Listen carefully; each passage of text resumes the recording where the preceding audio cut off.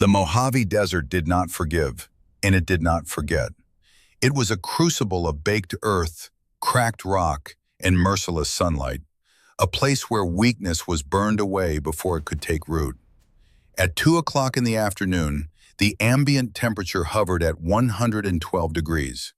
The heat radiating from the hardpan floor distorted the horizon into a shimmering, liquid mirage. Blythe Stanhope lay perfectly still.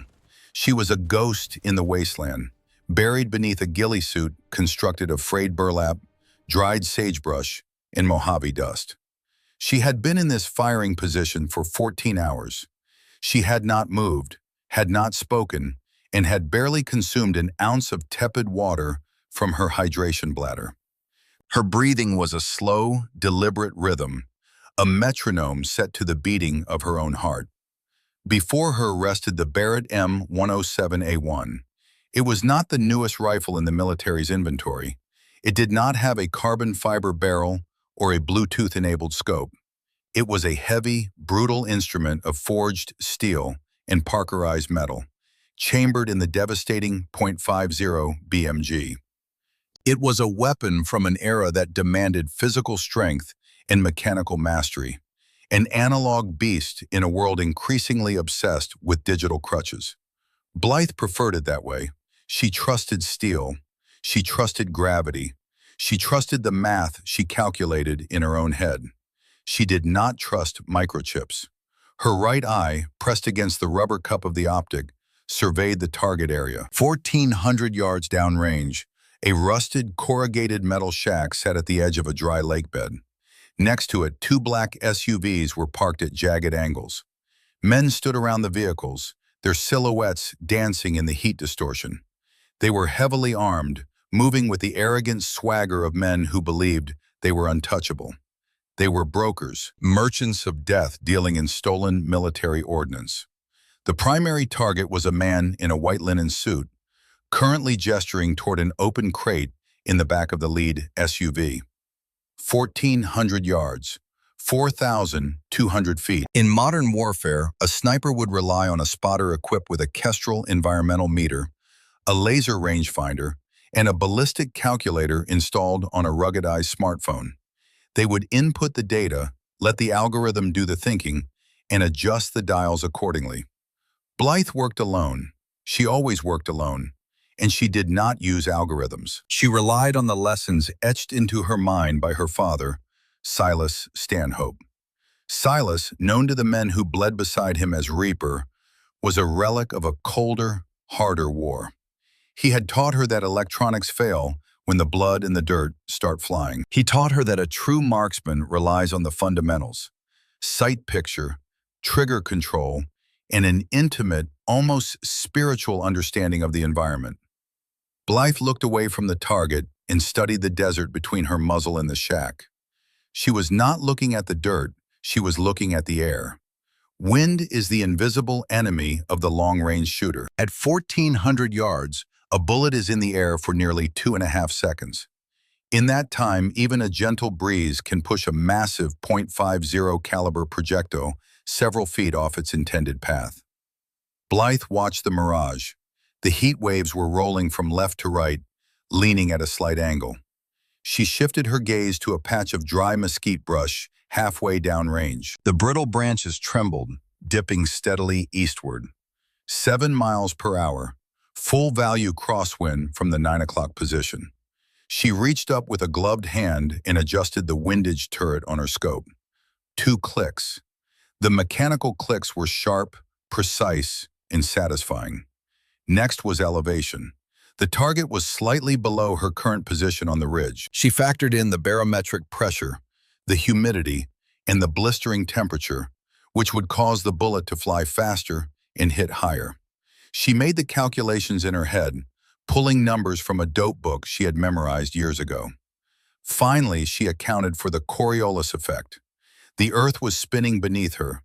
In the 2.5 seconds her bullet would spend in flight, the planet would physically rotate, moving the target away from the crosshairs. It was a microscopic adjustment, the kind of variable that separated a good shooter from a legend. She turned the elevation dial. 4 clicks. She settled back behind the scope. The crosshairs rested not on the man in the white suit, but on a patch of empty air above and to his left. She was not aiming at where he was. She was aiming at where the bullet and the man would intersect in the future. Her finger grazed the curved steel of the trigger. She did not rest it there.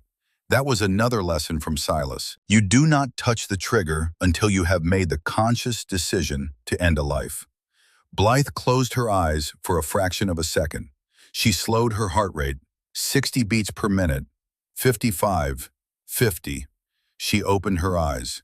The target stopped moving. He stood perfectly still, turning his head to spit into the dust. It was time. Blythe exhaled, releasing the air from her lungs until she reached the natural respiratory pause. That fleeting moment of absolute stillness between breaths. Her finger slid onto the trigger. She did not pull it. She applied steady, incremental rearward pressure, letting the brakes surprise her. The rifle roared. The sound was a physical blow, a thunderclap that shattered the desert silence. The massive recoil drove the buttstock into her shoulder like a sledgehammer, but she rode the violence perfectly, keeping her eye glued to the scope, watching her trace. Through the optics, she saw the bullet's wake, a swirling vortex in the heated air, arcing high above the desert floor before beginning its catastrophic descent. 1 second, 2 seconds, impact. The man in the white suit folded instantly, dropping to the dirt without a sound, his body turning off like a flip switch. The men around him scrambled, raising their weapons, looking wildly for an enemy they could not see and could not hear, because the sound of the gunshot had not even reached them yet. Blythe did not stay to watch the panic. She cycled the heavy bolt of the Barrett, ejecting the spent brass casing. It hit the sun-baked rock with a sharp, ringing chime. She caught the brass, slipped it into her pocket, and began to break down the weapon. The job was done. It was time to become a ghost again. 4 hours later, the blistering heat of the Mojave was replaced by the cool, salty breeze of the Pacific Ocean. Blythe sat in the back of a sterile, unmarked transport van as it cleared the heavily fortified gates of Naval Amphibious Base Coronado. The base was a sprawling complex of concrete, steel, and manicured lawns, the beating heart of naval special warfare on the West Coast. She wore a clean set of utility fatigues. Her blonde hair, normally tied back in a tight regulation bun, was slightly damp from a quick field shower, though she could still smell the cordite and desert dust lingering on her skin. She carried a heavy olive-drab pelican case containing the disassembled Barrett. She walked with a purposeful, measured stride toward the armory. Sailors and junior officers parted ways for her, offering nods of respect or casting curious glances. At 28 years old, Blythe Stanhope carried an aura of quiet, dangerous competence. She did not boast. She did not drink at the local bars and tell war stories. She simply did the work, outperforming men twice her size on the obstacle courses, the ranges, and in the kill houses. She reached the armory, swiped her access card, and stepped into the familiar, comforting atmosphere of the weapons vault. The air here was heavily air-conditioned and smelled strongly of hops, number 9 solvent, gun oil, and cold steel. It was the scent of discipline. She set the Pelican case on a steel workbench, opened it, and began the meticulous ritual of cleaning her weapon. She stripped the bolt carrier group, inspecting the locking lugs for microfractures. She ran a brass brush soaked in solvent down the massive bore, pushing out the carbon fouling. She was deep into the process, finding a meditative peace in the mechanical repetition, when the heavy steel door of the armory swung open. Blythe did not look up immediately. She continued wiping down the bolt with a lint-free cloth.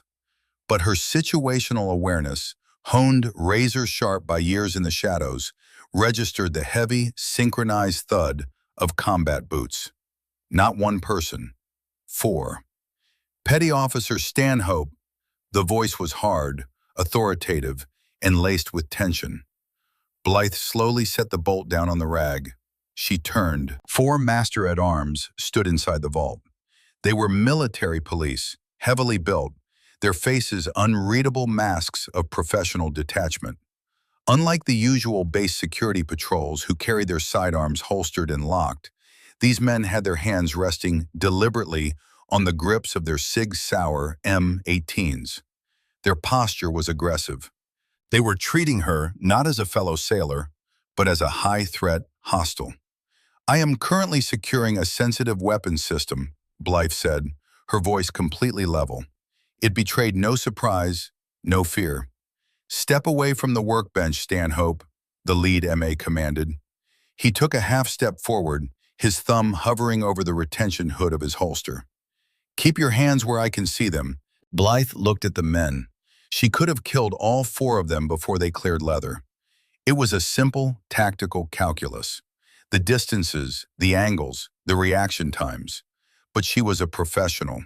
She respected the uniform, even when the men wearing it were making a mistake. She deliberately placed her hands on the edge of the steel table, palms down. "What is the nature of this interruption?" she asked. "You are being detained under suspicion of violations of the Uniform Code of Military Justice, specifically Article 106A, espionage." The lead MA pulled a set of heavy steel handcuffs from his belt. "Turn around and place your hands behind your back." Treason. Espionage. The words hung in the cold, oily air of the armory. They were the absolute worst accusations a warfighter could face. To be accused of selling out the country you had sworn to defend, the country you had bled for, was an insult that cut deeper than any knife. Blythe did not argue. She did not ask questions. She knew that the men standing before her were simply dogs on a leash, following orders handed down from much higher up the chain. Arguing with them was pointless. She turned around slowly, offering no sudden movements, and placed her wrists together at the small of her back. The cold steel of the cuffs ratcheted tight around her wrists, biting into the skin. It was a profound physical indignity, an erasure of her agency and her rank. "Walk," the MA ordered, grabbing her by the bicep. They marched her out of the armory and into the bright California sunlight. It was the middle of the afternoon. The base was busy. Hundreds of sailors, officers, and civilian contractors stopped what they were doing to watch. The silence that fell over the courtyard was deafening. They watched a woman who had broken records on the rifle range, a woman whose physical endurance was legendary, being paraded across the asphalt like a common criminal. Blythe kept her head up. She locked her eyes straight ahead, staring at the horizon. She did not look at the ground. She did not show shame. Her face was carved from granite. Let them look. Let them whisper. She knew her own honor, and she would not let them see her break. They marched her toward Building 7.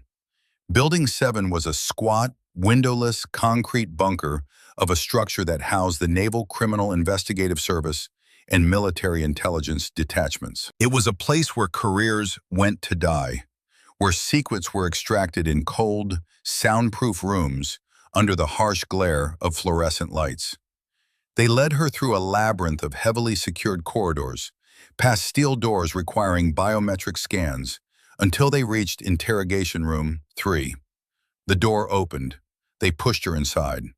The room was Spartan, a steel table bolted to the floor, two metal chairs, a mirrored glass window taking up half the right wall.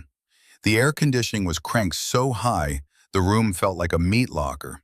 It was a classic psychological tactic, designed to make the suspect physically uncomfortable, to make them shiver, to make them feel small and vulnerable. Blythe stood in the center of the room. She did not shiver. Behind the steel table sat a man who did not belong in the modern Navy. He was in his mid-60s, his face a landscape of deep lines and weathered skin that spoke of decades spent under hostile suns. His hair was iron gray, cropped close to the scalp in an immaculate high and tight. He wore the khaki uniform of a senior officer, the collar bearing the silver eagles of a colonel. His chest was covered in a massive stack of ribbons, but Blythe's eyes went immediately to the ones that mattered. A silver star, a bronze star with a V device for valor, and the Purple Heart.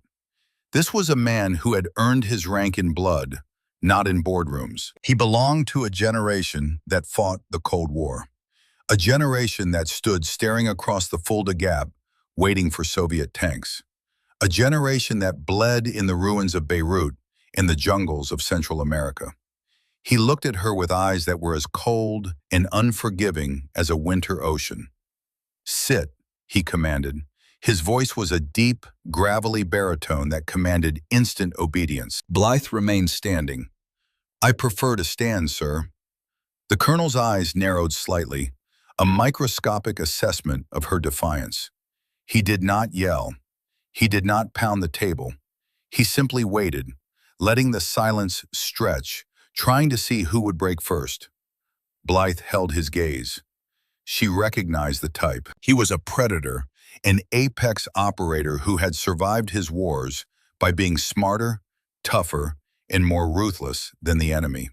But Blythe had been raised by a man just like him. She knew how to play this game. "I am Colonel Alistair Cromwell," the man finally said, leaning back in his metal chair.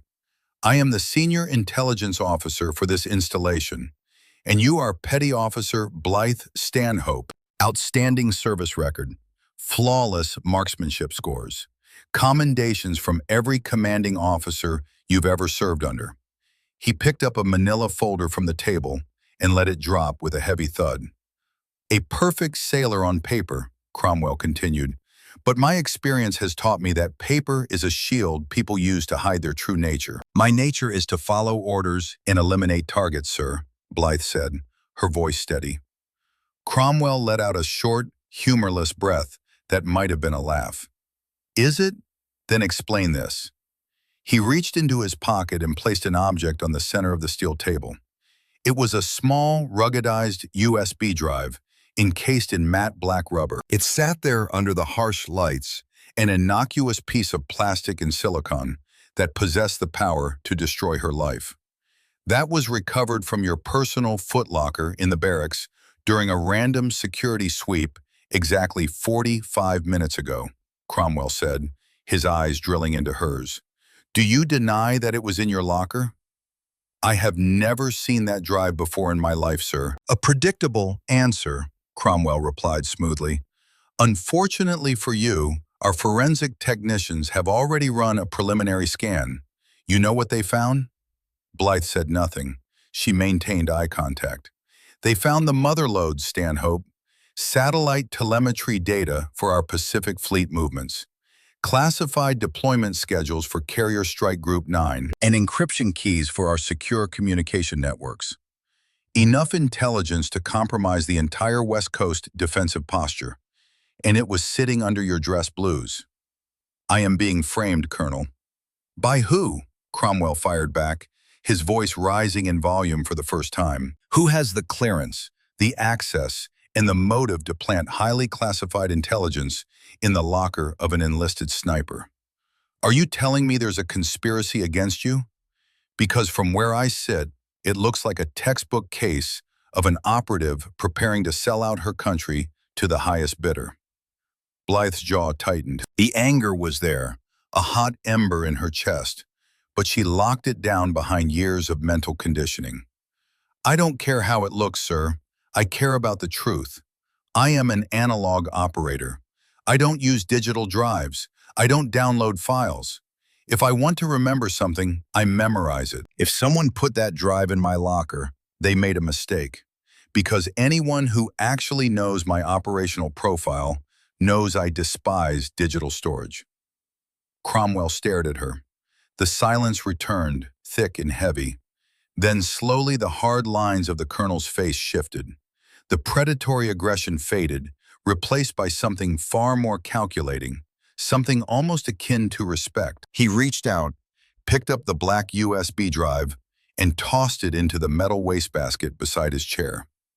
Blythe blinked, masking her surprise. "You're right," Cromwell said quietly. "It was a mistake." He leaned forward, placing his elbows on the steel table, steepling his fingers.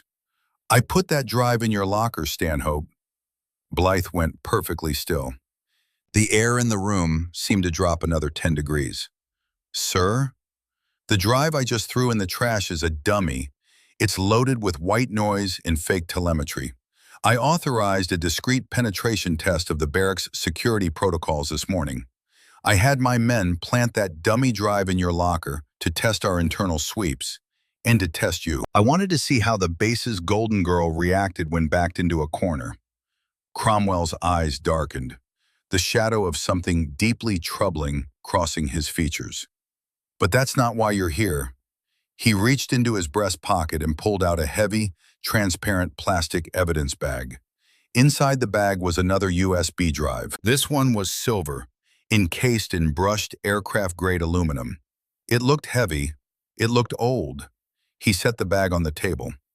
When the master-at-arms breached your locker to retrieve my dummy drive, Cromwell said, his voice dropping to an almost conspiratorial murmur, they didn't find it. My dummy drive was gone. Instead, they found this. He tapped the plastic bag with a thick, scarred finger. I didn't plant this, Stanhope, and my technicians didn't find fleet telemetry on it. What is it? Blythe asked, the first hint of genuine unease creeping into her voice. It's a ghost, Cromwell said. It's a digital relic from a war that officially ended 30 years ago. The encryption on this drive is a proprietary cipher used by the Department of Defense in the late 1980s. It took my best people half an hour just to recognize the code, let alone crack it. Cromwell stood up from the table. He began to pace the small room, his boots clicking rhythmically on the concrete floor. When they finally broke through the outer layer, they found coordinates, access codes, protocols for Operation Iron Shield. Do you know what that is, Petty Officer? No, sir. I didn't think so. You weren't even born yet. Cromwell stopped pacing and looked at the mirrored glass, as if addressing unseen listeners, before turning back to Blythe. During the height of the Cold War, the United States military established a network of black site armories hidden across the globe. Caches of untraceable, devastating analog weaponry. No GPS trackers, no biometric locks. Weapons designed to be used if the communication grids went down and the world burned. Operation Iron Shield. Cromwell looked down at the silver drive. Those sites were supposed to be decommissioned in 1994. The locations were scrubbed, but the codes on this drive? They are active decryption keys for 3 of those black sites. Weapons that don't exist, stockpiled in locations that aren't on any map. He stepped close to Blythe. He was a tall man, imposing, carrying the weight of command. Someone removed my dummy drive. Someone bypassed 3 layers of biometric security in the barracks, cracked your personal locker, and planted active Cold War encryption keys in your gear. And then they triggered a tip to NCIS. Blythe processed the tactical data with machine-like efficiency. Someone is trying to frame me for treason, but they aren't using modern intel. They are using legacy intelligence, which means whoever is setting me up is highly placed, and they've been around a long time. Exactly, Cromwell whispered. Someone with stars on their collar wants you gone, Stanhope. They want you locked in a dark hole in Leavenworth, or they want you executed. They use this drive to force my hand. By protocol, because this drive contains active Tier 1 strategic intelligence, I am required to detain you, strip you of your rank, and hand you over to federal intelligence agencies where you will disappear. Are you going to do that, Colonel? Cromwell's jaw tightened. He looked at her, searching her face, looking for the lie, looking for the weakness. He found neither. I despise the modern military machine, Stanhope, Cromwell said, his voice laced with bitter conviction. I despise the politicians who run wars from iPads. I despise the reliance on drones and algorithms over the judgment of a trained warfighter. I read your file. You are a throwback. You rely on iron sights, wind, and math. You are a true operator. I respect that.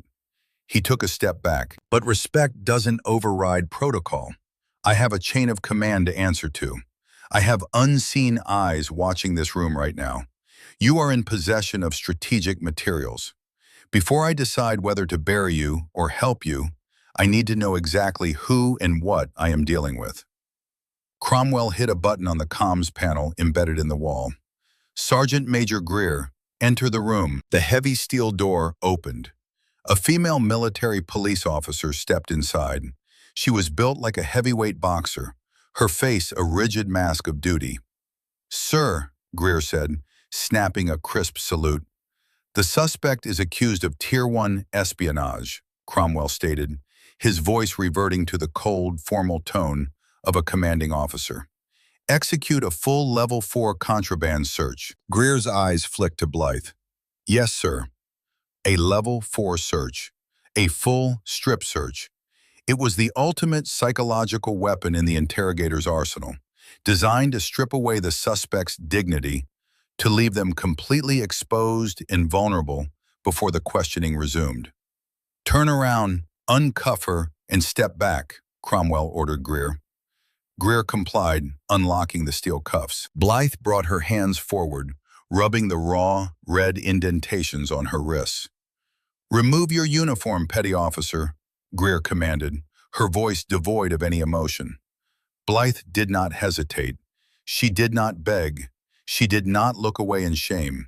She knew that showing weakness in this room was a death sentence. Her honor was not attached to the fabric on her back. It was forged in the fire of her spirit. She met Cromwell's eyes directly. She held his gaze as her hands moved to the buttons of her utility blouse. Her movements were precise, efficient, and entirely devoid of fear. She unbuttoned the blouse and let it drop to the concrete floor. She stood in her olive-drab undershirt. "Continue," Greer said. Blythe pulled the undershirt over her head. She stood before the two senior enlisted personnel in a plain, functional sports bra and her utility trousers. The harsh, fluorescent lighting cast no shadows, illuminating every inch of exposed skin. Cromwell, who had been watching with clinical detachment, suddenly went rigid. The breath caught in his throat. He was not looking at her with the eyes of an interrogator anymore. He was looking at a map of a war that did not officially exist. Blythe's torso was a canvas of violence. Her skin, though tanned and heavily muscled, was marred by a history of brutal, undocumented combat. There was a jagged, starburst scar on her right shoulder, the unmistakable signature of shrapnel from a close proximity blast. A long, smooth burn mark ran down the inside of her left forearm, the kind left by the searing heat of a machine gun barrel during a frantic firefight. Her collarbone showed the slight, unnatural thickening of a bone that had been shattered and healed under less than ideal medical conditions. These were not the scars of a sailor who spent her time scanning radar screens on a guided missile destroyer. These were the scars of an operator who lived, bled, and killed in the dirt. But it was not the scars that made the blood drain from Colonel Cromwell's face. "Turn to your right," Greer ordered. Blythe pivoted perfectly on her heel. On the left side of her rib cage, stark black ink stood out against her skin. It was a tattoo. Cromwell took a step forward, his eyes wide, his disciplined composure shattering completely.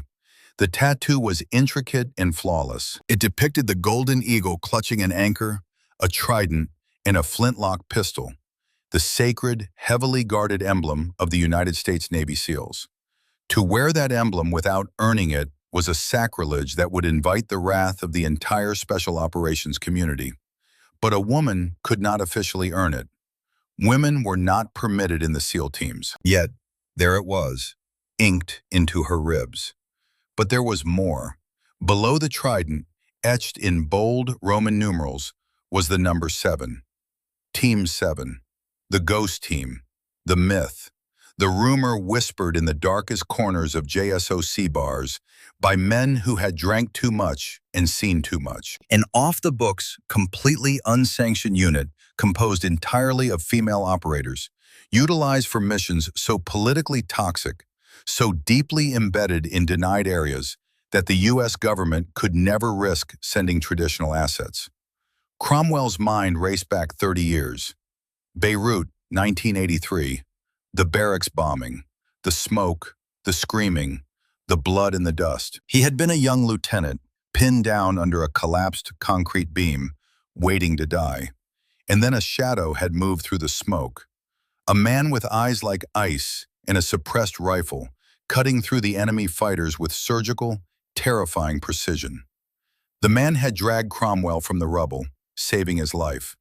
That man was Master Chief Silas Stanhope, call sign Reaper. Years later, before Silas supposedly died in a classified operation, he had come to Cromwell. He had spoken of the changing nature of war.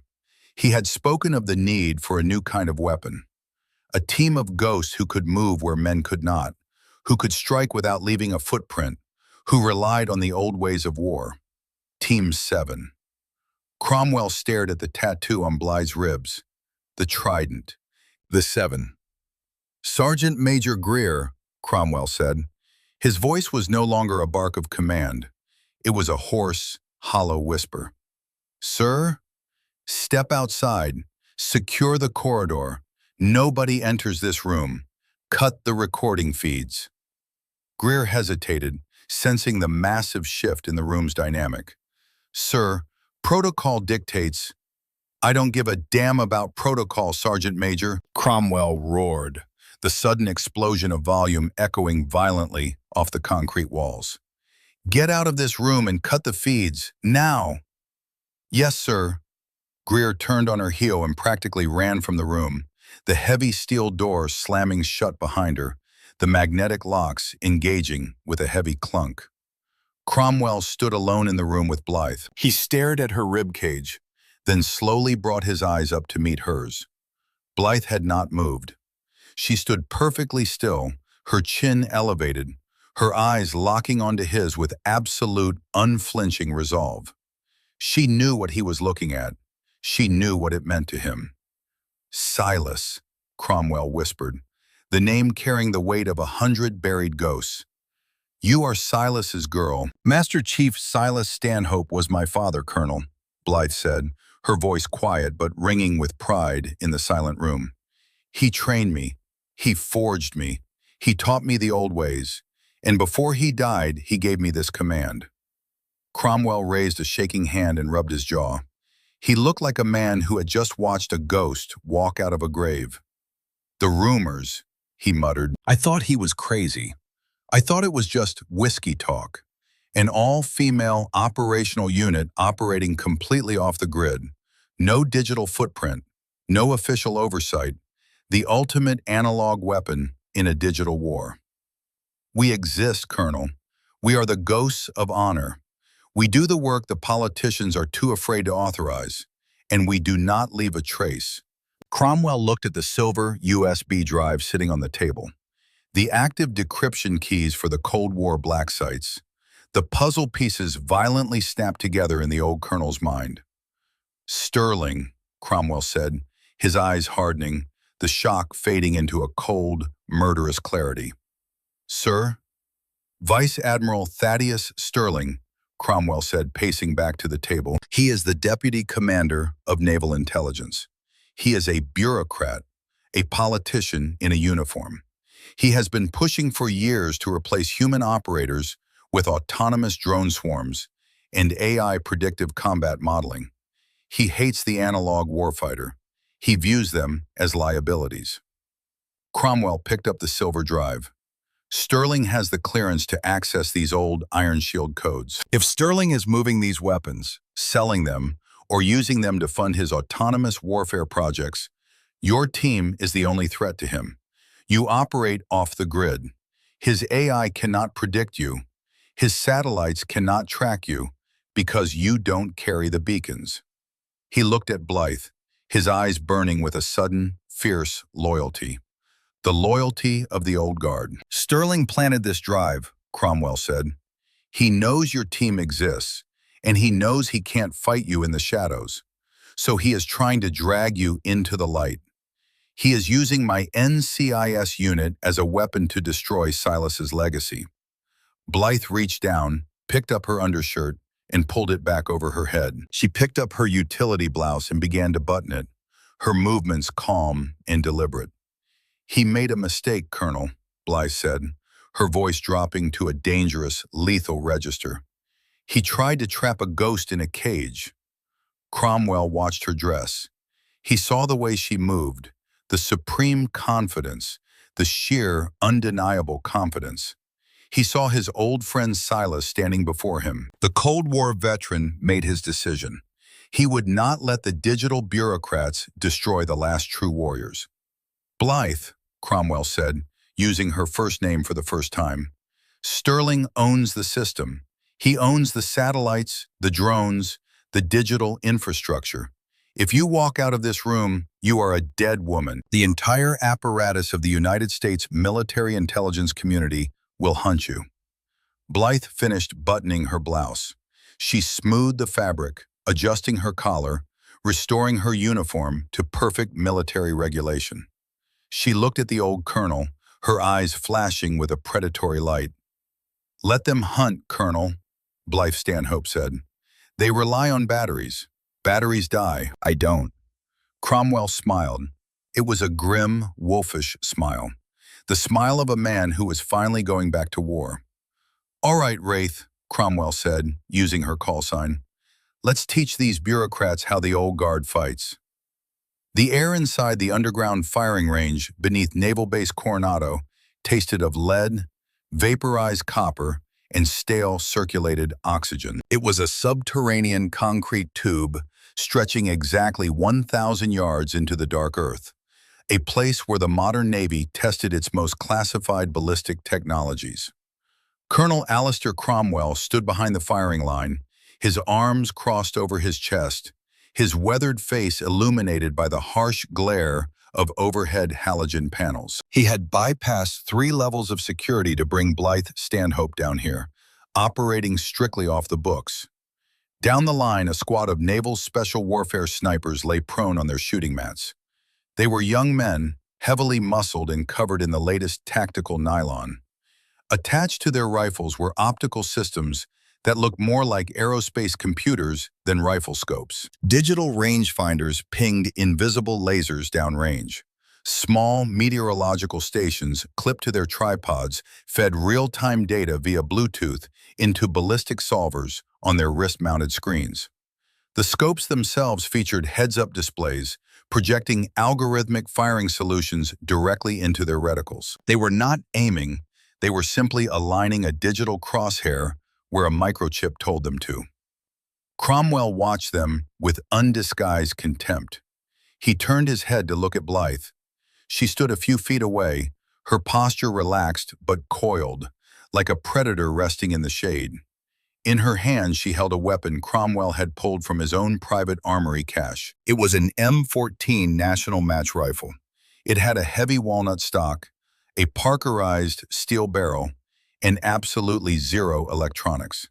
It did not even have a scope. It was equipped only with National Match iron sights, a rear peep, and a front post. It was a rifle from an era when a soldier had to understand the math of the universe to hit a target. "The men on that line represent the future Vice Admiral Sterling is building," Cromwell said, his voice a low, gravel rumble over the muffled thumps of suppressed gunfire. "They are system operators. If you take away their batteries, they are blind. Sterling wants to replace human instinct with artificial intelligence. He believes the analog warfighter is obsolete." Blythe looked at the young snipers. She saw them checking their screens after every shot, adjusting their dials based on digital prompts rather than feeling the shift in the atmospheric pressure or reading the mirage. "Technology creates a false sense of security, Colonel," Blythe said quietly. "It makes men lazy. When the screen goes black, they forget how to fight." "Prove it," Cromwell challenged. He stepped up to the line control console and pressed the intercom button. His voice boomed out over the range speakers, demanding immediate attention. "Cease fire. Clear and lock all weapons. Step back from the line." The young snipers hesitated, looking at the colonel in confusion, but the rank on his collar brokered no argument. They dropped their magazines, locked their bolts to the rear, and stepped back. The lead shooter, a petty officer first class with a smug expression and a rifle that cost more than a sports car, looked at Blythe and the wooden relic in her hands with open amusement. Cromwell pointed down the concrete tunnel. Target stands at 800 yards. The ventilation system in this tunnel creates an artificial, unpredictable crosswind that varies from 3 to 12 miles per hour across different zones of the trajectory. Petty officer, your digital solver just calculated the wind value. What is it? The young sniper tapped his wrist monitor. Algorithm says holding 1.2 mils left will guarantee a center mass impact, sir. Cromwell turned to Blythe. Wraith, 800 yards, iron sights, no spotter, no screens, one shot. Blythe did not say a word. She stepped up to the firing line. She did not lay down on a padded mat. She dropped into a high kneeling position, wrapping the leather sling tightly around her left bicep to create a bone-supported structural lock. She brought the heavy walnut stock to her cheek. 800 yards is nearly half a mile. To the naked eye, the target was smaller than the head of a pin. Through the rear peep sight, it was barely a speck of dust sitting on top of the front steel post. She tuned out the young snipers. She tuned out the humming of the fluorescent lights. She focused entirely on the air moving through the tunnel. She watched the dust motes dancing in the beams of light. She felt the subtle chill of the artificial wind against the exposed skin of her neck. The wind was not constant. It was a river with fast currents and slow eddies. She did the math. Gravity, bullet weight, muzzle velocity. She calculated the varied wind zones, blending them into a single, intuitive hold-off. Her finger found the trigger. She breathed in, drawing the stale air deep into her lungs, and let it out slowly. She found the pause. She squeezed. The M14 barked, a sharp, mechanical crack that echoed violently in the concrete tube. The heavy .308 caliber bullet tore down the range. Cromwell had his spotting scope trained on the target. For 2 seconds, there was nothing. Then, a perfect, clean hole punched directly through the dead center of the black X-ring. Cromwell lowered his head from the spotting scope. He looked at the young sniper with the digital watch. "Your algorithm was wrong, son," Cromwell said coldly. "The wind shifted halfway down the tunnel. If you had trusted your screen, you would have missed by 6 inches. She trusted her instincts. She hit dead center." The young men stared at Blythe in stunned silence as she calmly lowered the rifle, caught the ejected brass casing out of the air, and cleared the chamber. "The machine tells you what should happen," Cromwell said to the squad, his voice dripping with the hard-earned wisdom of the Cold War. "The warfighter feels what is actually happening. Dismissed." As the squad packed their gear in humbled silence, Cromwell led Blythe toward the heavily secured elevator at the rear of the range. The demonstration was over. The point was made. Now, they had a war to plan. 2 hours later, they sat in a windowless SCIF, a sensitive, compartmented information facility deep inside the base. The walls were lined with copper mesh to prevent electronic eavesdropping. The only light came from the glow of a single, secured laptop resting on a steel table. Cromwell had inserted the silver Cold War USB drive into an isolated terminal. The screen displayed rows of heavily encrypted data, manifesting as green text scrolling over a black background. "Thaddeus Sterling," Cromwell said, pointing a thick finger at the screen. "He has spent the last decade positioning himself at the nexus of naval intelligence and autonomous weapons development. He is the architect behind the Drone Swarm Initiative, but Congress keeps cutting his funding. They don't trust machines to make kill decisions." Blythe studied the scrolling data. "So he found alternative funding." "Exactly," Cromwell nodded. "The Cold War black sites, Operation Iron Shield. These sites contain thousands of tons of untraceable analog weapons, Soviet-era RPGs, unmarked C4 plastic explosives, small arms without serial numbers, weapons designed to fuel proxy wars that never happen." Cromwell tapped a specific line of code. "Sterling is using his automated logistics drones to quietly empty these bunkers. He is selling the Iron Shield stockpiles to rogue military factions and using the dark money to secretly fund his AI combat programs. He is building his own private, autonomous army within the Navy. And Team 7 is the only variable his machines cannot account for, Blythe realized. You are ghosts, Cromwell confirmed. Sterling's entire security apparatus relies on tracking cellular signals, GPS beacons, and digital footprints. Your team operates entirely off the grid. You communicate via burst transmission shortwave radios. You navigate by map and compass. You don't exist on his screens. To an AI, something that cannot be tracked is a fatal anomaly. Sterling framed you to bring you into the light so his system could finally target you. Blythe felt a cold, familiar calm settle over her. It was the absolute clarity that came right before a mission. He made a tactical error, Blythe said, her voice devoid of emotion. He assumed framing me would paralyze the team. He assumed we operate like a conventional unit that breaks down when the chain of command is disrupted. Where is your team right now? Cromwell asked. They are waiting for my signal. The signal did not come across a secure satellite phone. It came via a coded, classified ad placed in the back pages of a local San Diego newspaper. A method so archaic and obsolete that no modern signals intelligence algorithm would ever flag it. 36 hours later, Blythe Stanhope stood on the porch of a decaying, abandoned logging cabin high in the Sierra Nevada mountains. The air here was thin, biting cold, and smelled sharply of pine needles and wood smoke. The cabin was miles away from the nearest paved road, invisible from the air under the thick canopy of ancient redwoods. Inside the cabin, the remaining 4 members of Team 7 were gearing up in near-total silence. The camaraderie among them was not built on loud jokes or bravado. It was a silent, unbreakable bond forged in the crucible of denied operations. They were women who had been erased from official records, living in the shadows, fighting wars the public would never know about. Rowena, the heavy weapons specialist, was methodically checking the action of a Mark 48 machine gun. Tamsin, the team's explosives expert, was carefully wrapping det cord around blocks of C4, her hands steady and precise. Greer, the infiltrator, was sharpening a combat knife on a whetstone, the rhythmic scrape of steel on stone, the only sound in the room. And then there was Darby.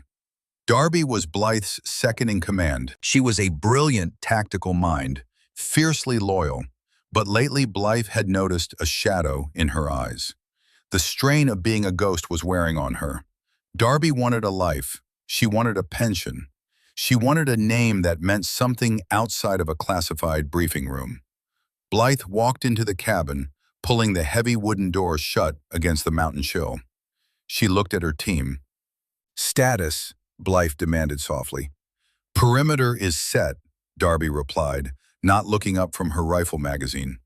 "Tripwires at 50 and 100 yards. Analog triggers. No electronic sensors." "Sterling knows we didn't go into custody," Blythe said, addressing the room.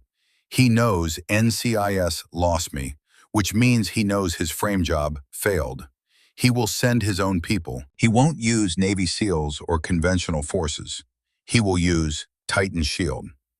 Titan Shield was a private military corporation operating entirely in the gray zone. They recruited exclusively from Tier 1 Special Operations units. They were heavily armed, highly motivated by massive paychecks, and equipped with the most advanced combat technology money could buy. "They will come at night," Blythe continued. "They will rely on thermal optics, quad-tube night vision, and Overwatch drones. They will expect us to be blind." Blythe picked up a bucket of thick, wet mountain mud from the floor. She plunged her hands into it. "We fight the way Reaper taught us. We strip away their advantages. We become the mountain." She began to smear the freezing mud over her face, her neck, and her arms. The mud would dry, forming a thermal barrier that would mask her body heat from the enemy's infrared sensors.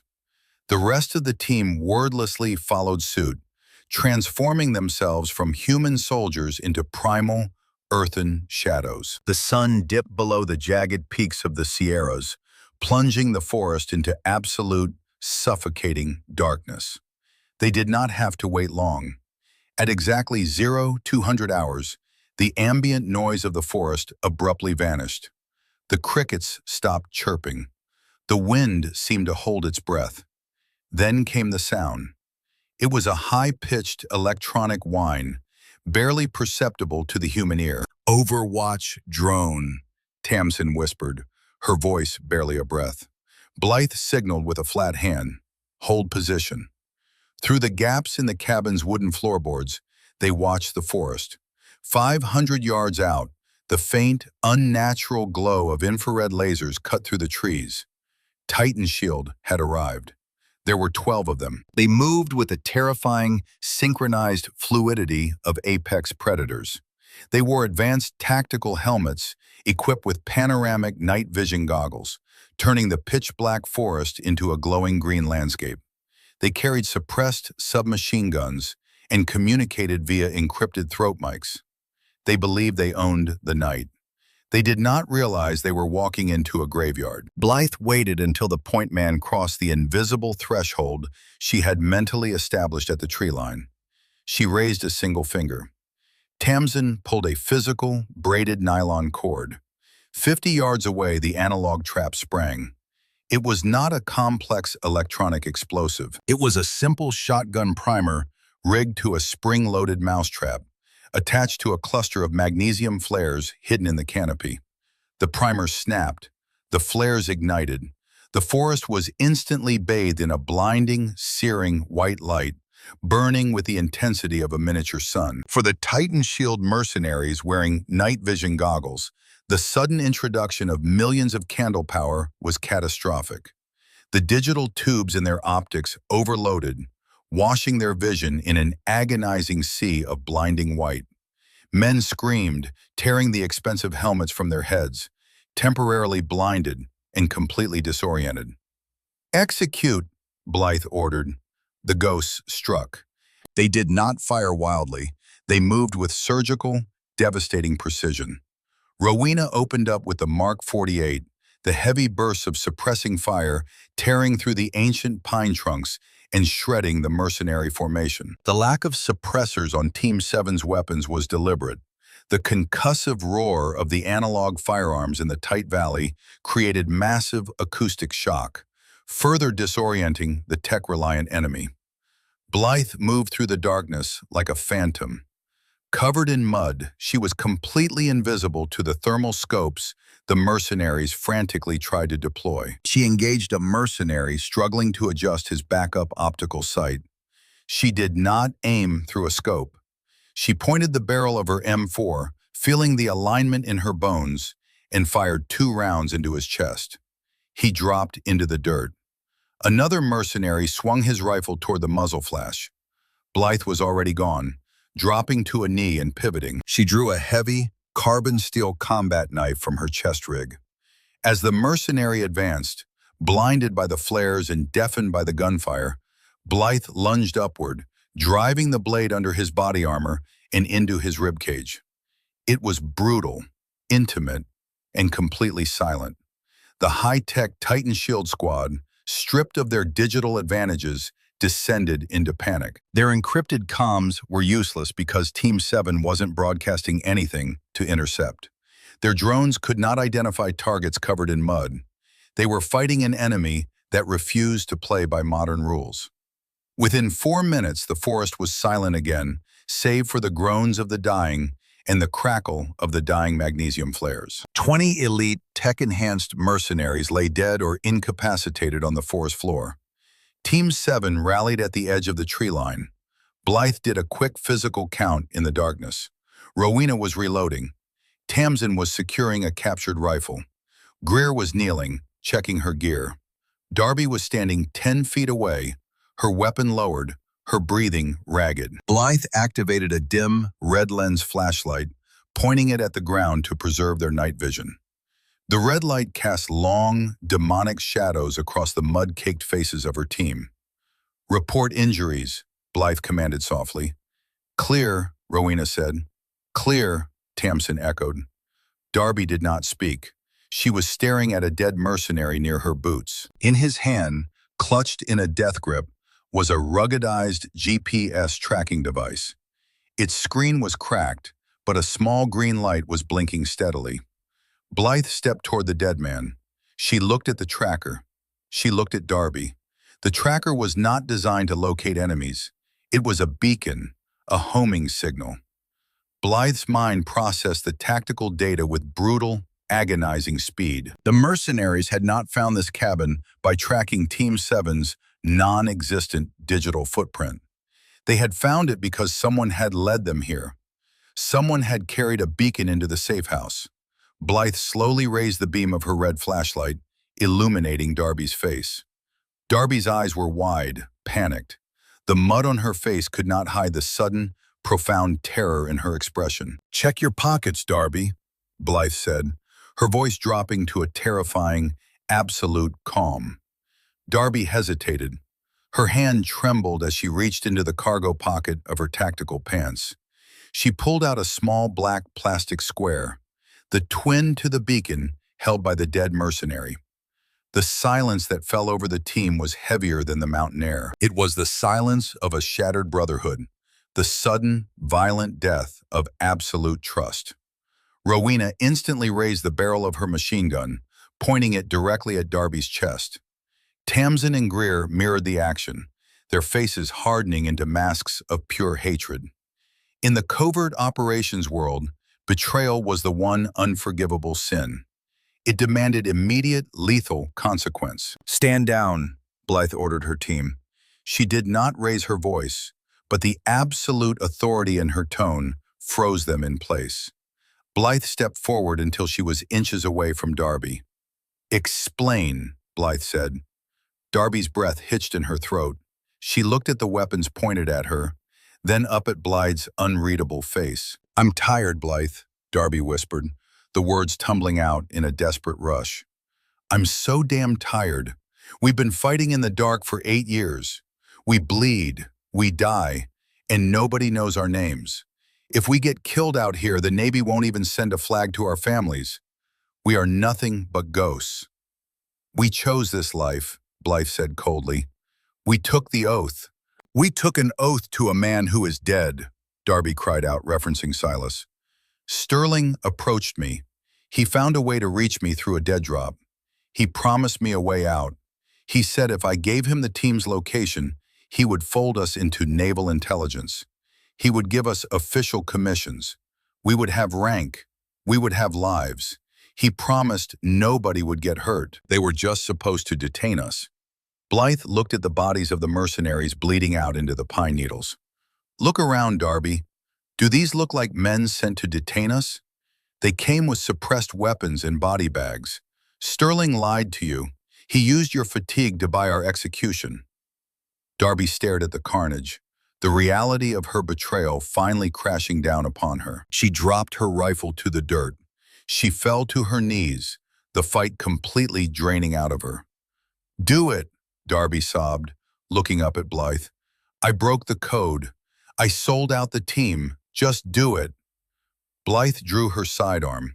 It was a customized 1911 pistol, heavy steel and dark wood. She racked the slide, chambering a .45 caliber round with a loud, metallic clack that echoed in the silent forest. She leveled the weapon, placing the cold steel muzzle squarely against Darby's forehead. Rowena, Tamsin, and Greer watched with grim approval. This was the law of the shadows. The penalty for treason was death, executed immediately by the commanding officer. It was a hard, ugly rule, but it was the only thing that kept them alive in a world without laws. Blythe stared down the sights of the weapon. Her finger rested lightly on the trigger. She felt the pulse of her own heart. She saw the tears tracking through the mud on Darby's face. She thought about Sterling. She thought about the vice admiral sitting in a sterile, air-conditioned office in Washington, moving human lives on a digital chessboard without ever getting blood on his hands. Sterling believed that war was just data. He believed that humans were flawed, expendable assets that could be bought, sold, and manipulated by algorithms. Sterling expected Blythe to pull the trigger.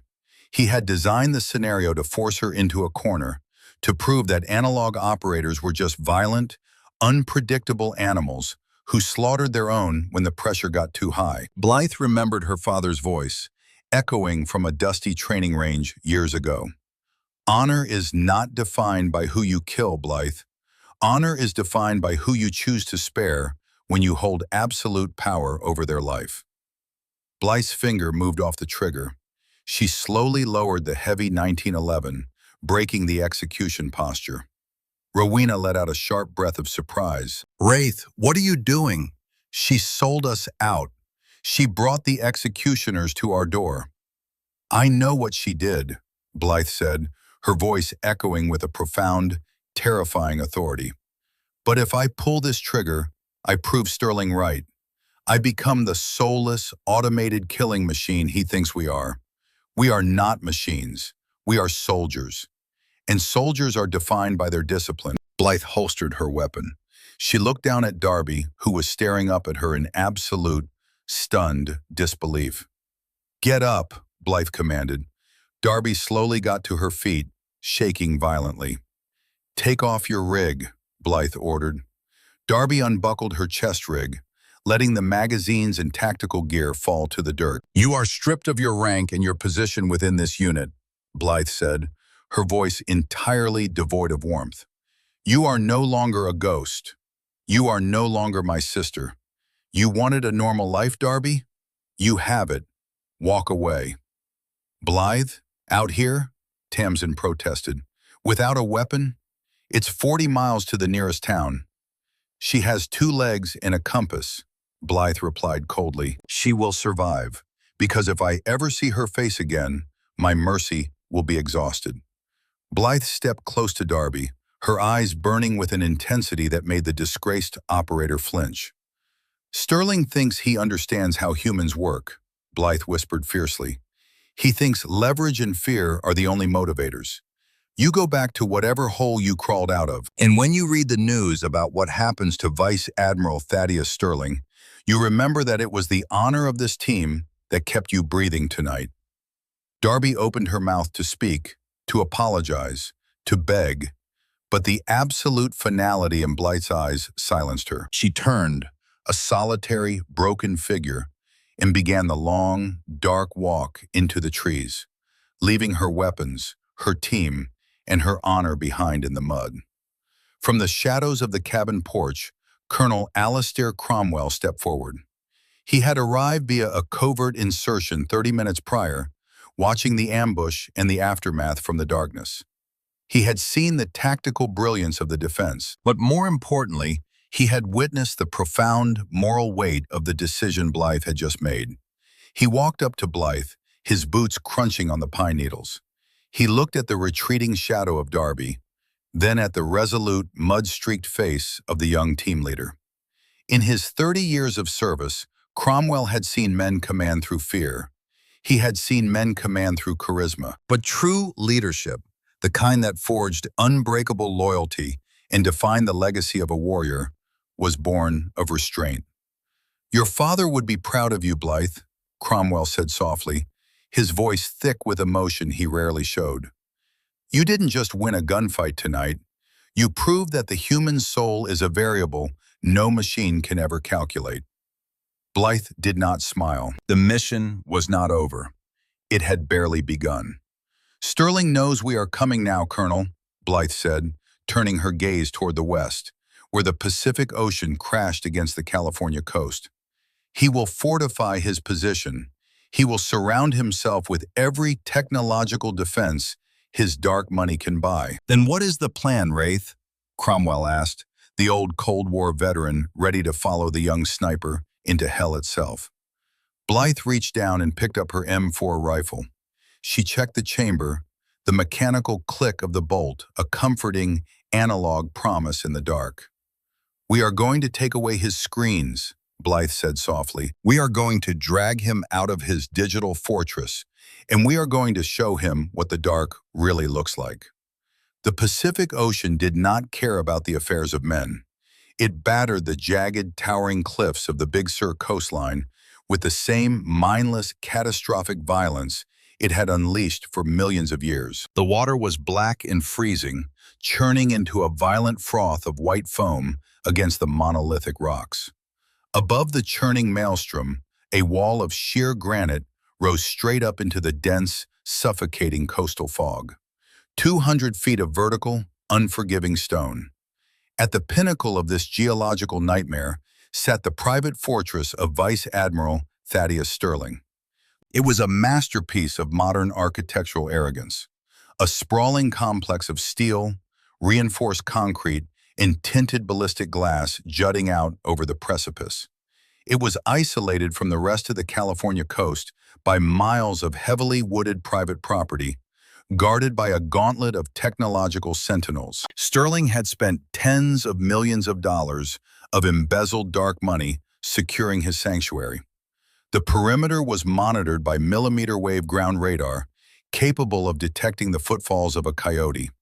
The tree line was saturated with thermal imaging cameras linked directly to an artificial intelligence threat assessment network. The airspace was locked down by automated drone swarms, programmed to intercept and neutralize unauthorized aircraft. Sterling's algorithms had calculated every conceivable vector of approach by a modern military force. His computers had determined that the fortress was impenetrable, but the computers possessed a fatal flaw. They only calculated the limitations of modern soldiers. They did not account for ghosts.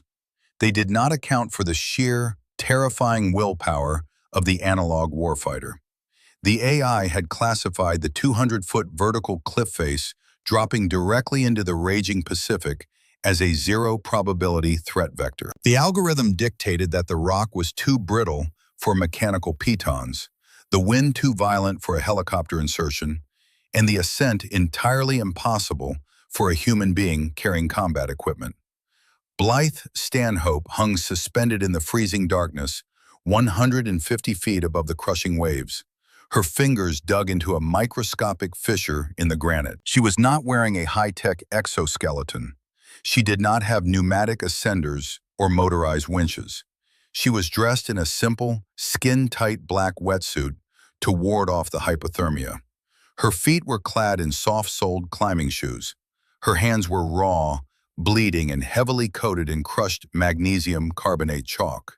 She climbed the way men had climbed before machines made them soft. She climbed with pain, with leverage, and with absolute, uncompromising discipline. Below her, moving with the same silent, methodical precision, were Greer, Tamsin, and Rowena. They were tethered together by a single, high-tensile braided nylon rope. If one of them slipped and the others could not hold the weight, they would all fall to their deaths on the jagged rocks churning in the black water below. They had accepted this reality before they ever touched the stone. It was the burden of the brotherhood. The wind howled off the ocean, carrying the bitter sting of salt spray. It tore at Blythe's hair and whipped the nylon rope against the rock face. Her forearms were burning with lactic acid, the muscles screaming for relief, vibrating with exhaustion. Every instinct in her human biology begged her to let go, to surrender to the gravity. She shut the pain out. She compartmentalized the burning in her muscles, locking it away behind a mental steel door. She focused only on the next 3 inches of rock. She reached up with her right hand, her fingertips searching the wet, freezing stone in the pitch blackness. She operated purely on tactile sensation. She found a sharp crimp in the granite, barely wide enough to accommodate the first knuckle of 3 fingers. She tested it. It held. She shifted her body weight, pressing her rubber-soled toe onto a tiny nub of rock, and drove herself upward. They climbed for 2 agonizing hours. They did not speak. They communicated through the tension in the rope, a silent language of tugs and slack that they had perfected over years of operating in the world's most hostile environments. Finally, Blythe's bleeding fingers crested the top edge of the cliff. She pulled her exhausted body over the lip of the precipice, rolling silently onto the manicured, dew-soaked grass of Sterling's private estate. She lay flat, her chest heaving as she dragged the cold night air into her lungs, the roaring of the ocean now muffled beneath her. She maintained a tight grip on the rope, bracing her body as an anchor, while Greer, then Tamsin, and finally Rowena pulled themselves over the edge. They lay in the darkness for 60 seconds, letting their heart rate slow from the threshold of cardiac failure. They had done the impossible.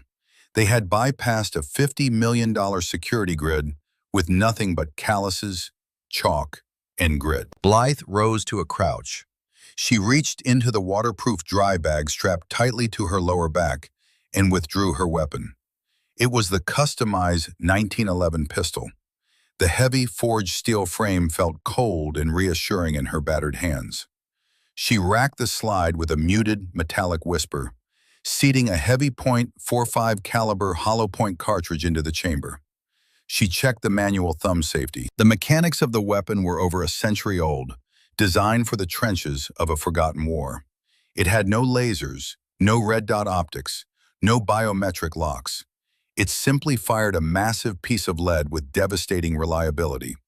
She looked at her team. They were drenched in ocean spray and sweat, shivering in the coastal fog, their hands taped and bleeding. But their eyes were hard, focused, and burning with a cold, lethal intent. Blythe gave the hand signal to advance. They moved across the sprawling lawn like shadows detaching themselves from the night. Ahead of them loomed the massive glass and steel structure of the main house. The thermal cameras scanning the tree line behind the house did not see them.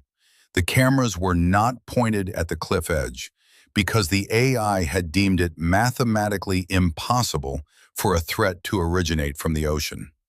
They reached the perimeter of the mansion. The exterior walls were constructed of heavy, blast-resistant smart glass, designed to automatically tint and lock down in the event of an intrusion. Tamsin stepped forward. She did not pull out a laptop to hack the smart glass network. She pulled out a small, diamond-tipped glass cutter and a heavy-duty industrial suction cup. She applied the suction cup to the lower corner of a massive floor-to-ceiling pane. With practiced surgical precision, she dragged the diamond tip in a tight circle, scoring the hardened glass. She tapped the center of the scored circle with the heavy steel pommel of her combat knife. The glass cracked perfectly along the fault line. She pulled the suction cup, extracting a perfectly round 6-inch disc of glass without triggering a single acoustic or pressure sensor. Blythe reached her hand through the hole, found the manual mechanical override lever for the door latch, and threw it. The heavy door clicked open. They were inside. The interior of the fortress was a stark, minimalist display of immense wealth. Cold marble floors, brushed steel accents, and pale lighting. The silence in the house was absolute, save for the faint electronic hum of the climate control systems and the distant servers. According to the architectural blueprints Colonel Cromwell had pulled from the Pentagon's deepest archives, the central server room, the brain of Sterling's illegal, autonomous empire, was located in a reinforced sub-basement level. They moved in a staggered tactical formation, clearing the massive, empty rooms. They encountered the first security patrol near the main stairwell. There were 2 of them, elite Titan Shield mercenaries. They were fully kitted in body armor, holding suppressed short-barreled rifles, their eyes glowing with the green light of their night vision optics. They were staring intently down the hallway leading to the front gates, trusting their earpieces to warn them of any alarms. They never heard the ghosts. Blythe and Greer closed the distance in 3 silent, fluid strides. Blythe grabbed the back of the first mercenary's tactical vest, violently jerking him backward off his center of balance, while simultaneously driving the heavy steel frame of her 1911 into the base of his skull. The man crumpled to the marble floor instantly, his central nervous system shutting down from the blunt force trauma. Simultaneously, Greer swept the legs of the second mercenary, driving her knee into his chest as he hit the ground, driving the air from his lungs before he could shout, and choking him out in a blood choke that lasted exactly 6 seconds. No shots fired, no alarms triggered. Analog violence, perfectly executed. They dragged the unconscious men into a dark cloakroom and continued their descent. The sub-basement door was a slab of solid titanium, secured by a retinal scanner and a biometric palm reader. Tamsin stepped up to the door.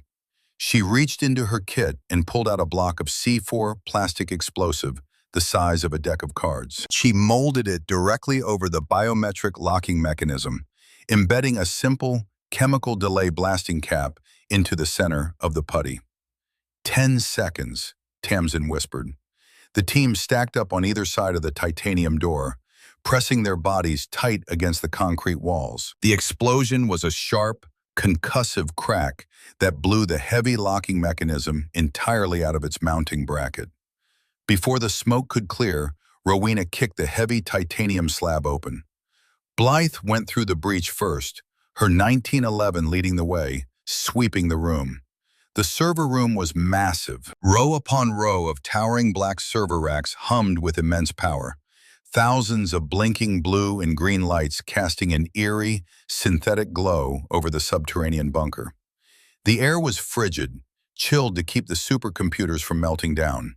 This was the dark heart of Sterling's empire.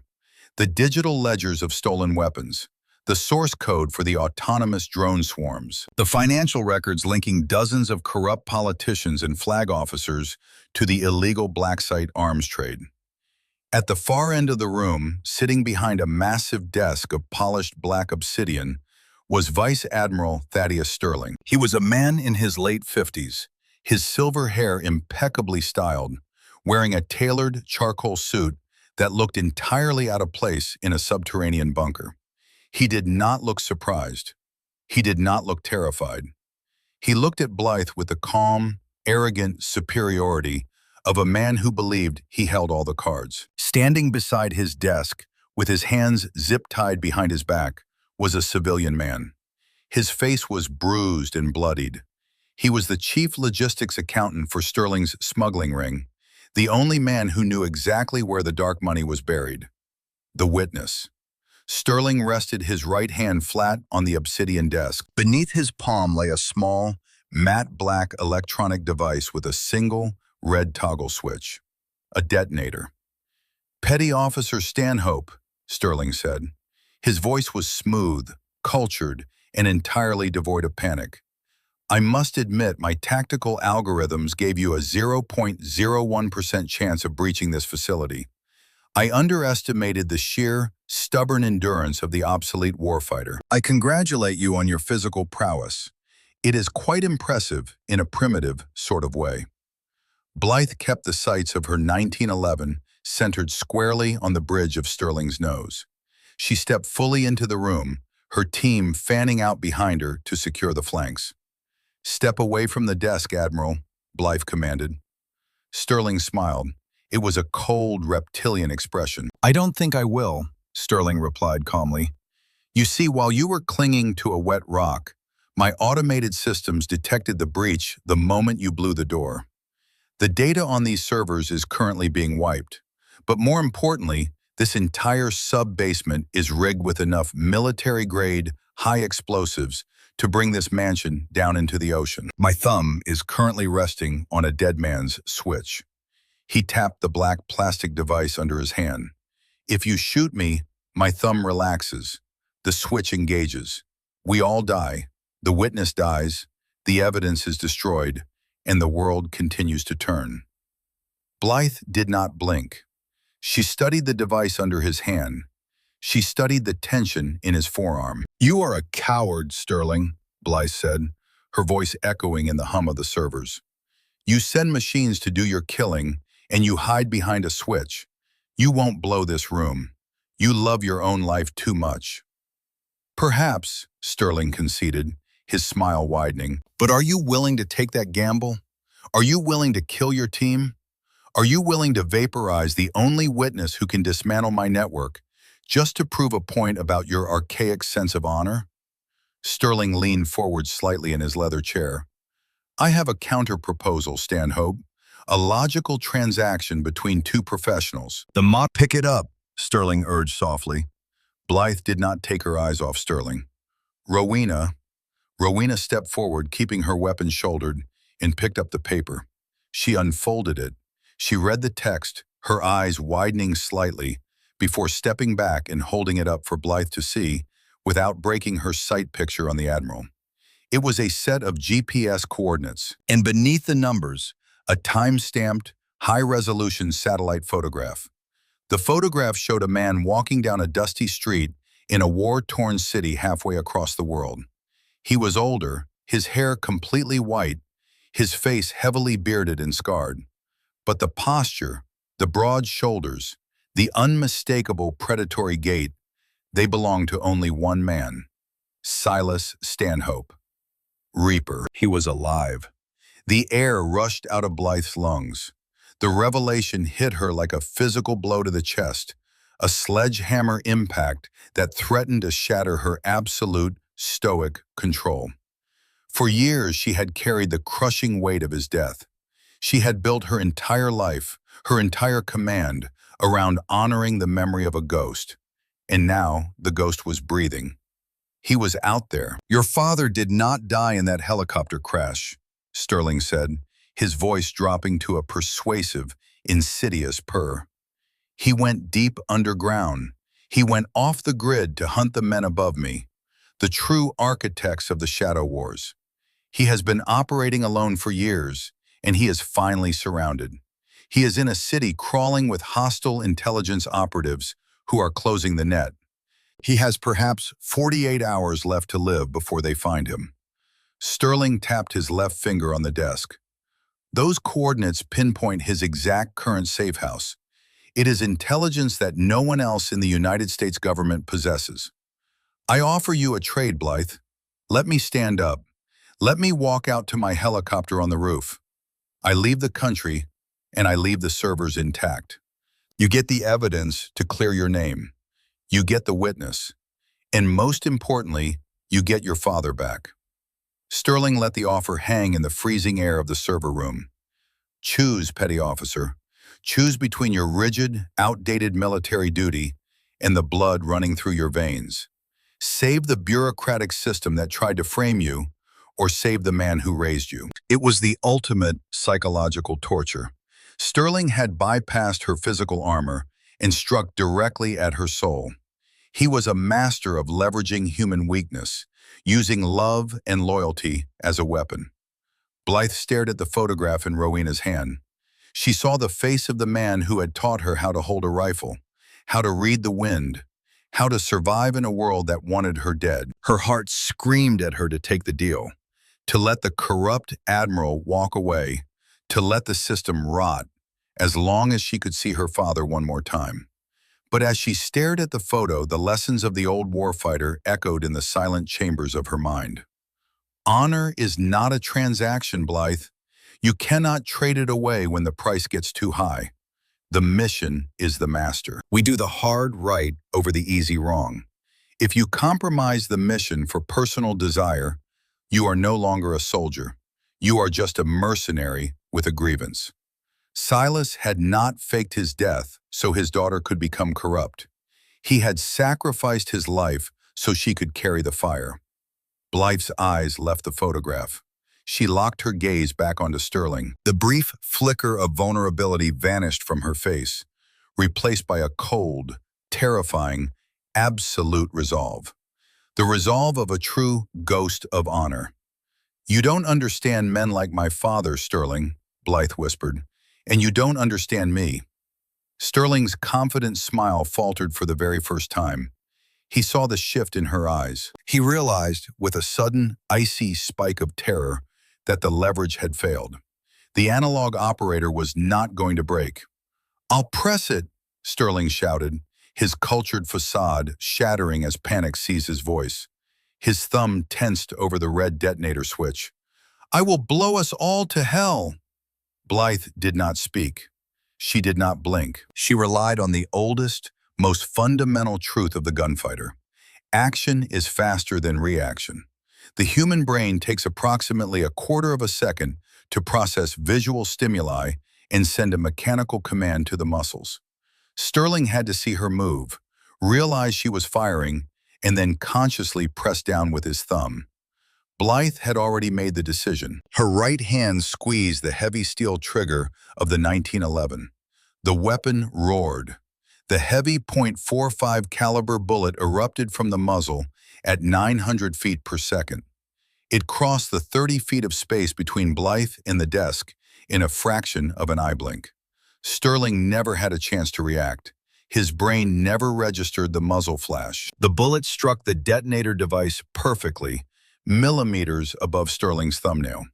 The massive kinetic energy of the heavy lead projectile instantly shattered the black plastic casing, obliterating the internal circuitry and snapping the red toggle switch cleanly off before the electrical contact could ever be made. The impact violently threw Sterling's hand backward off the desk, his wrist shattering from the shockwave and the grazing impact of the fragmented plastic and lead. Sterling screamed, falling backward out of his leather chair, clutching his ruined, bleeding hand to his chest, his eyes wide with absolute, disbelieving horror. Blythe slowly lowered the smoking barrel of the 1911. The echoes of the gunshot faded into the steady hum of the cooling fans. The bombs did not detonate. The fortress remained standing. "Secure the room," Blythe commanded, her voice steady and calm. Greer and Tamsin rushed forward, hauling the screaming vice admiral off the floor, throwing him brutally against the wall, and binding his hands with heavy plastic zip ties. Rowena moved to the terrified witness, cutting his bonds and securing him for extraction. Blythe walked slowly over to the obsidian desk. She looked down at the shattered remains of the detonator. She looked at the blood on the floor. Then she reached down and picked up the paper with her father's coordinates. She folded it carefully, methodically, and placed it into her breast pocket, resting it against her heart. She looked down at Sterling, who was gasping in pain on the marble floor. "Your algorithms were wrong, Admiral," Blythe said softly. "You calculated everything except the human soul." 72 hours later, the sprawling, labyrinthine corridors of the Pentagon in Washington, D.C. were quiet. In a highly secured, windowless briefing room deep in the sub-basement levels, far away from the press briefing rooms and the television cameras, a silent ceremony was taking place. There were no bands playing.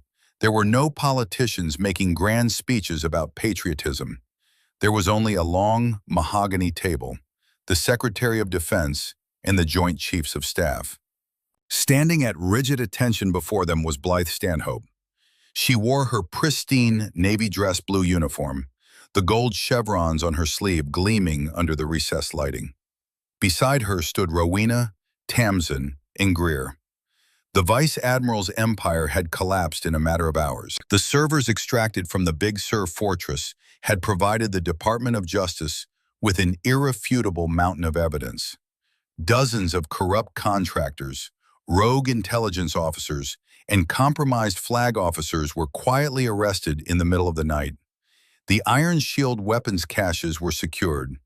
The threat of the autonomous Shadow Army was dismantled. The Secretary of Defense, a stern man with heavy bags under his eyes, stood up from the table.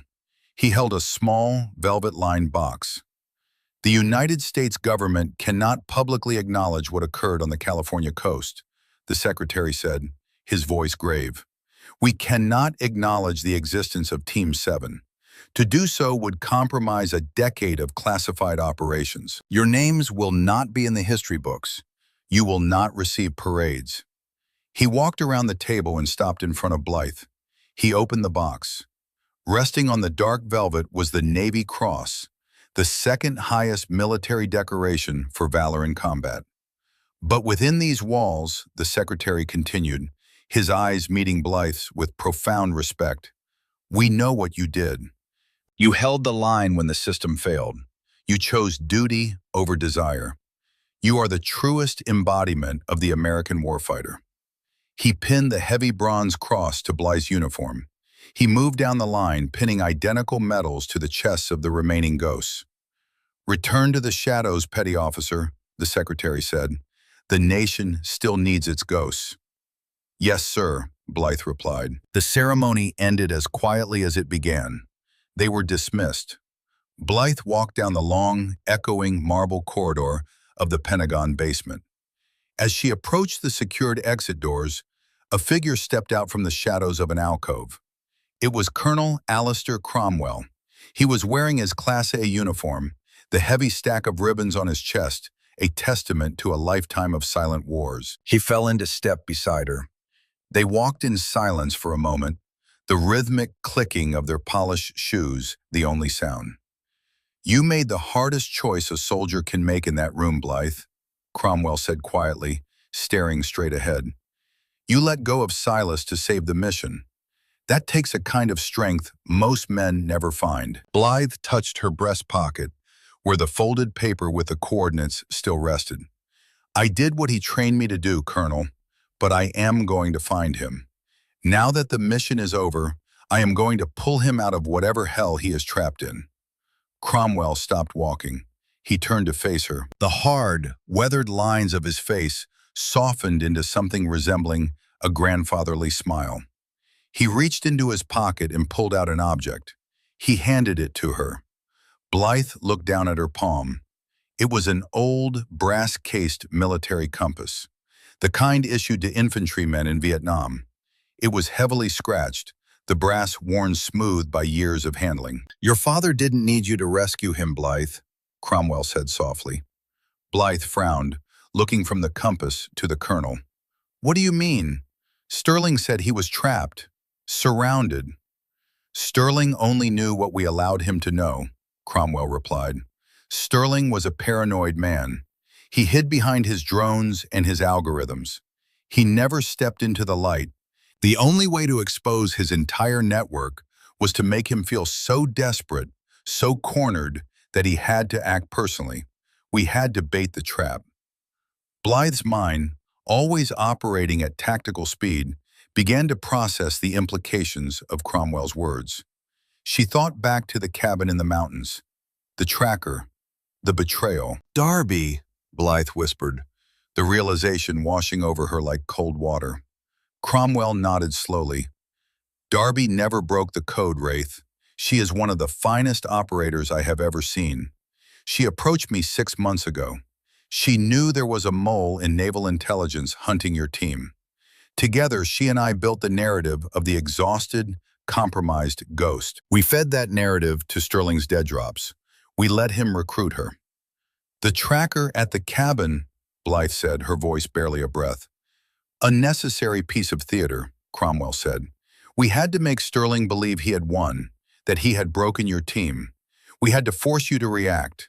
If you had known Darby was a double agent, your reaction wouldn't have been genuine. Sterling's behavioral analysis algorithms would have flagged the deception.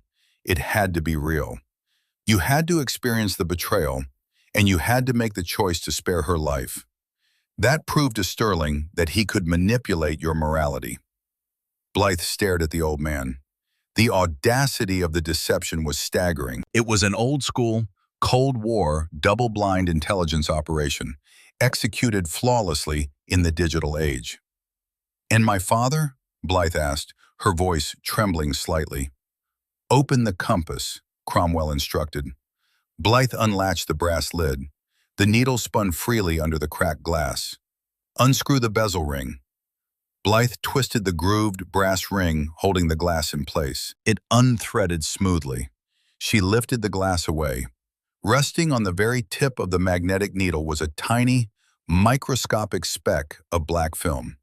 A microdot, the oldest, most secure method of analog data transfer in the espionage world.